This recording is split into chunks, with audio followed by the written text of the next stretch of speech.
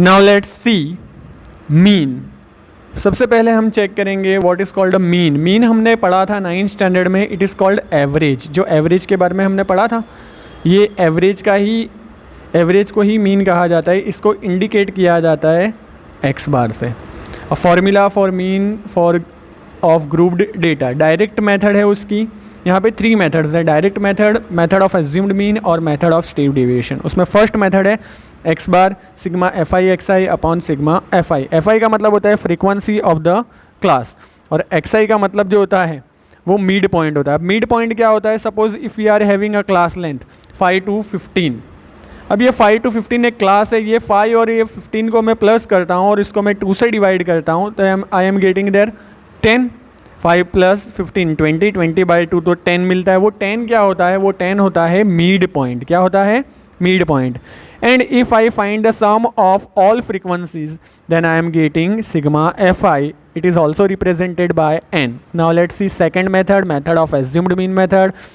उसका फॉर्मूला है X bar is equal to A plus sigma F I D I upon sigma F I. उसमें A जो होता है वो एज्यूम्ड मीन होता है, जिसको हम अजम करते हैं एक्स आई में से, डी आई जो है वो फाइंड करते हैं X I minus A. Let's see the third method, method of the step deviation. X bar is equal to A plus sigma F I U I upon sigma F I into H. H जो है यहाँ पे वो class length है। 5 to 15 जो है उसमें 10 जो है इंक्रीज़ हुआ है, तो वो क्या है? 10 वो क्लास लेंथ है। यू आई हम फाइंड करेंगे x I minus A upon H, जो हमें ज़्यादातर जब हम सम सॉल्व करेंगे तो उसमें पता चलेगा सिग्मा एफ आई, फिर से उसको एन कहा जाता है, टोटल फ्रीक्वेंसी।